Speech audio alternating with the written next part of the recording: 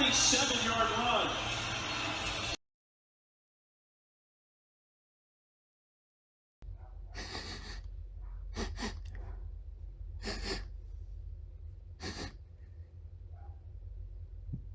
What's that smell in there? Smells like victory. Victory Sunday for our 9-0 Roadrunners. Woo-wee! Who would have thunk it, huh? Who would have thunk it? Welcome back to Lit Medallion. Here's my take on the beatdown in El Paso, and that's what I'm calling it because it's exactly what it was.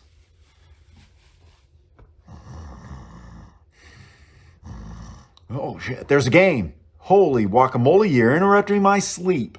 Boy, did that game start late, and boy, did it go late into the evening. It was a great game for our Roadrunners. Somehow, I missed the kickoff. I missed the play with Sincere McCormick taking it 75 yards to the house. That was huge. You can't deny that didn't set the tone for the game. That second play from scrimmage and Sincere just outran everybody. It was beautiful when I finally got to see the replay. They said it was on ESPN News. By the time I heard that the game had moved to ESPN News, that play had already happened. So I come in, and there's our defense on the field, right? And boy, did that defensive line come to play. Boy, did the defense come to play. The defense really set the tone. The defense really set the tone. By the time we got to the half, what was it? 23 points? 30 points at the half. It was 30 points at the half, I believe. I could be wrong. It's okay. Small details like that don't matter. It was a lot of points at the half. It was more than they had yielded to opponents outside of Boise State.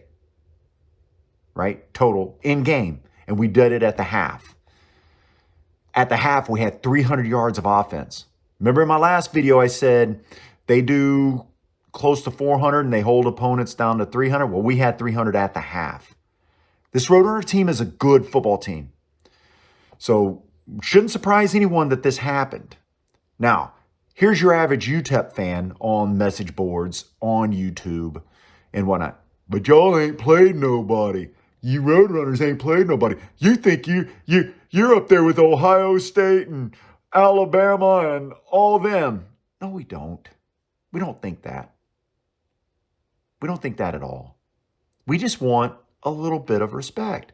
I guarantee if every one of us saw number 25 ranking at the initial playoff rankings, there might be a little bickering like, well, why aren't we better than this team and that team? It's just the fact that we got left out. And I get the minor details of rankings and stuff like that, right? But here's the other point. You ain't played nobody. Well, then who are you? Literally, right now, UTEP. Every one of you that said we haven't played anybody, what does it make you? What does this result say about your team? Oh, I'm throwing it out there. I am straight up throwing it out there. Because you've earned it.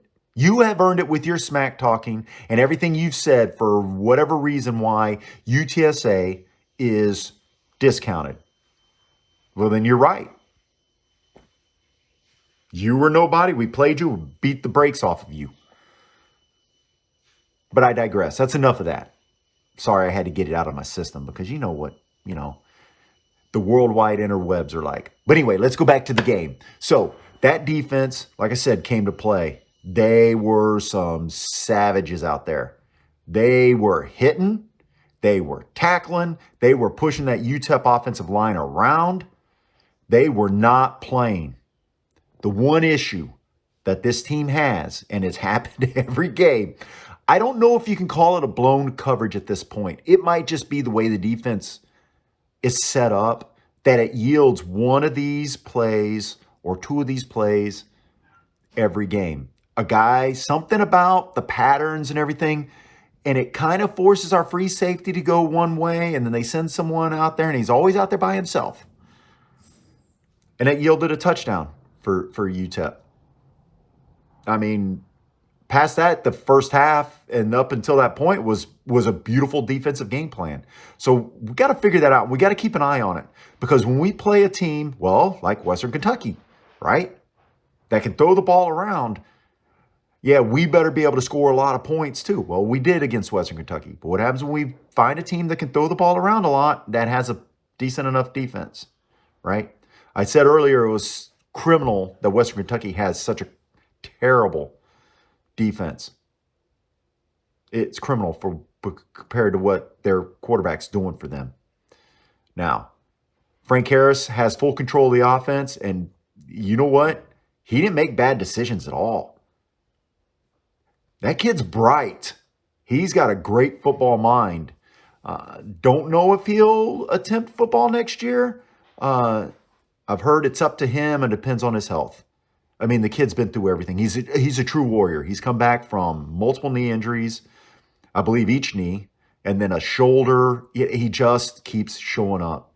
And you know what? If this is his final season, good for him. He's got a college degree. He's obviously pretty smart. Worst things can happen to human beings, right? Worst things can happen. Not be able to get a chance at a college scholarship. Not be able to get a college degree. So I'm happy he's in our UTSA football life is what I'm saying. Let's go to Sincere. Boy, I tell you what. When it didn't look like there were holes there, he found the hole. And then when he was going downhill, whoo-wee, was he going downhill. That's a great performance by Sincere. That's a great performance. What can you say? Our team runs around him. The offensive line played great, but boy, he makes everything just go, doesn't he? So another person to give a shout out to is Hunter Duplessis, our kicker. He was money. Congratulations to him for getting a 50-yard field goal. That ain't easy. That ain't easy. And here's what I want to tell you Roadrunners about. So I sit there in the front row in section 110, right there where Hunter is, right there where Lucas Dean are, all up there by themselves. And he is constantly kicking that football. I never not see him kicking that football. And here's the one thing I noticed. When he kicks that football, the one game that was substandard for him, which was the UNLV game where he missed 2 field goals, he wasn't making the same contact. There was something about the sound of when his foot hits that ball. It booms, right? You can hear it. And when he connected on one of his field goals, I played it back. The wife was there. I go, hear this.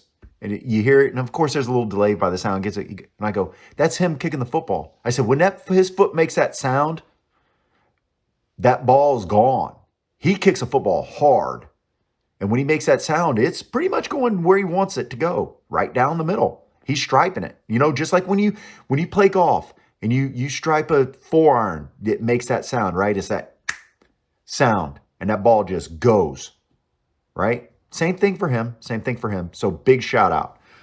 Now, the defense was lights out. Like I said, all things. So just as a core, the defense played really, really well, except for a couple breakdowns that yielded in some kind of cheap touchdowns for UTEP.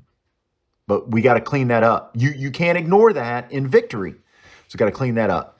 Now, when finally pulled the team out, Coach Traylor said he could have put more points up. They felt like they could have gone for 50, but he brought in Josh Adkins, brought in BJ Daniels, and ran the pistol formation. And they got first downs, right? Then could kneel down on the ball. When BJ got in that second level, that one run, he brought the heat, and it was great to see because BJ's a big boy. You think he's 6'2", 220 pounds. He brought the heat. He really laid it on one of those defensive backs. And I don't think they wanted much more of it after that. And, we got a first down the next play, and then we went victory formation. Class. Just pure. That's how you play. Now, Coach Traylor was talking about how chippy it was. And that's another thing I want to add about our Roadrunners this year. I really feel they're playing with an edge, which is great, which is what you want, which is absolutely what you want. But it's a fine line between an edge and a lack of class and dirty, right? You can be nasty, but you can't be dirty. You can be edgy, but you can't be classless. Now, these are young kids. So the one taunting penalty that we got, or unsportsmanlike conduct after Zachary Franklin's touchdown, it's like, what'd he do? He might have said something. We can't hear. So what happens is, these are young kids. These are young minds, right? They're 18 to 23-year-olds, 17 to 23-year-olds, right? And usually when you're the opposing team in high school, you're not dealing with the other fans on your side of the stands, right? They're usually your fans on that side of the stand because you're playing people in the local area. Your fans travel a lot better. But when you're going to El Paso, and you're at college level or the next level, NFL, everybody's the fan of the home team, right? So you kind of hear a lot. And so they're going to have to really focus. And Coach Traylor got them refocused. He called a timeout, got in their face saying, look, guys, we're better than this. Don't basically telling them, don't waste your time on that. Focus on the game. Focus here. Let your play do the talking, right? And so that's great to see. Now, looking forward, we got a home game. I believe it's UAB.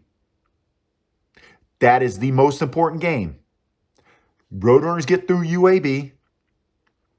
Roadrunners are now Western Division champs. No one can beat them. They can lose 2 games. Doesn't matter. Because anyone with 2 losses, they've already beaten. Right? So I believe that if they beat UAB, we're Western Division champs. We go undefeated. We're guaranteed a home hosting on that Friday, December 4th, of Conference USA title. So let's get in the dome for UAB, and let's make it so miserable for UAB that it's an easy game in the dome for the Roadrunners. More importantly, shut your mouth when offense is playing. Shut your mouth. This isn't basketball.